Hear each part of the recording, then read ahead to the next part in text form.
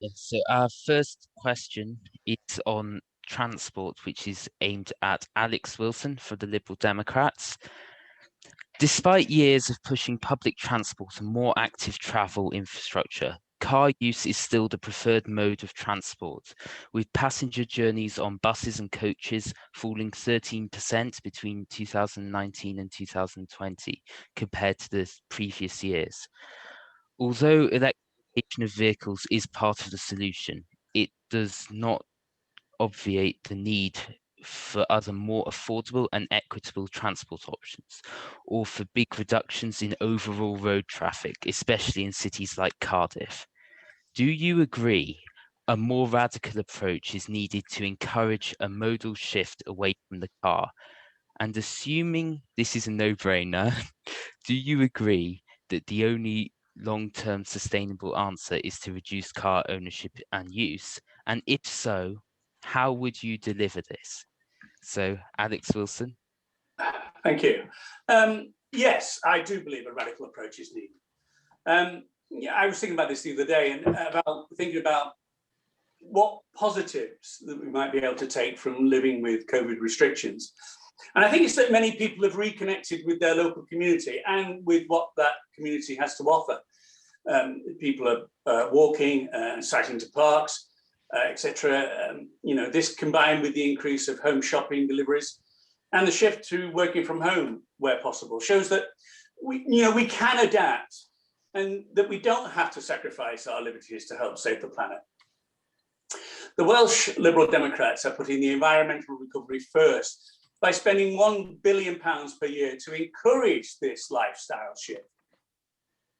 In our manifesto, we are committed to spend at least 10% of our transport budget on active travel. And we're also calling for the adoption of the principles of 20-minute neighbourhoods in all planning and decision making. And this means essential services are available within a 20-minute journey by walking, cycling, or public transport. And this includes shopping areas, health facilities, schools, green spaces, playgrounds, and employment opportunities. So yes, I do agree that we need to do something radical because, well, quite frankly, what we're doing now isn't working. Okay, thank you. Let's see. Rhys, would you like to answer? Thank you, Ryan. Our manifesto is full of fantastic policies to reduce car use. We aim to reduce car journeys by 50% by 2030, 30% using public transport, 10% walking and 10% cycling. People have used far less of public transport during this pandemic. We must make sure that people go back to public transport. And public transport is crucial to change our perception. We need to drive everywhere. We need to move away from a system dominated by petrol-driven cars. We would bring to an end petrol and diesel-only cars by 2030. And we'd have an integrated rail and bus service in Wales to make it far easier for people to use public transport. Thank you. Callum? Well, thanks for that.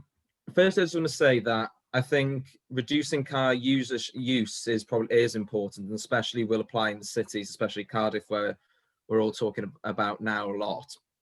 But I don't think car ownership should or will be reduced. For a lot of people, especially for where I came from originally in mid-Wales, you can't really function without a car in many cases because it's so rural, there's poor public service provision in those areas, people need to travel. It's also something that people enjoy buying as a sense of individuality and freedom to be able to act on what they want to in their own lives. You are right to say that we need better public transport in Cardiff. I think East Cardiff is pretty poorly served in terms of rail, and it's pretty shameful the city's been without a bus station for so long, with bus services in other areas bizarrely cut over the years.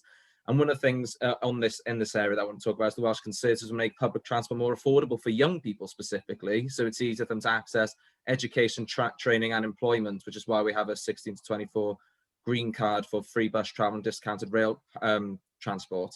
I just want to say one very quick point again as well, is that yes, we're calling for an M4 relief road. That's actually to reduce a lot of congestion that is affecting the climate. And it's strange how the Transport Minister, the Labour Transport Minister... Okay, thank you. I think you've gone over your time now. Sorry to interrupt. Jenny Rathbone. Thank you. Well, I couldn't possibly follow Callum to say that it's absolutely nuts to be building an M4 relief road. But anyway, we're going to have to be more radical, because Welsh Labour is going to pass a Clean Air Act, and I know a couple of the other parties are committed to that too. And we also have all signed up, all the main parties have signed up to a 63% reduction in carbon emissions by 2030, and 17% of that is transport. So there is going to have to be a radical change in the way we do things. So we need to promote cycling and walking for short journeys, and that includes e-bikes. So in Cardiff Central, there's quite a lot of the Highlands, and for people who aren't particularly fit, e-bikes are a great help. So we need to have better joined up integrated public transport systems, and that's what we're going to have by implementing the Burns Commission. And we need to target commuting and the school run as the best way of reducing everyday use of the car, which could better be done by public transport. Thank you. Helen? Thank you for that. As you're all be well aware, Greens are against any attempts to reopen the cancelled M4 relief road. As an environmental consultant and a Green Party candidate, absolutely yes, we need to support the shift away from private vehicle use. But we're not going to do this by telling people to give up their cars tomorrow. We need to bring people along with this transition, because the carbon gap we need to close for transport is huge, and it's going to be reliant on people making changes. But we've got plans to do this, to support people making these changes. Our integrated transport strategy for Wales provides better, affordable, cleaner transport options throughout Cardiff and throughout Wales. This helps young people, and it helps some of our most economically deprived areas in Cardiff to connect to opportunities. This includes offering free local transport for young people under 21. These are our future leaders, that are trendsetters. They can breathe life into our buses and trains. We're also going to support electrification, remove diesel buses from our roads, and make recycling vehicles all electric. Thank you.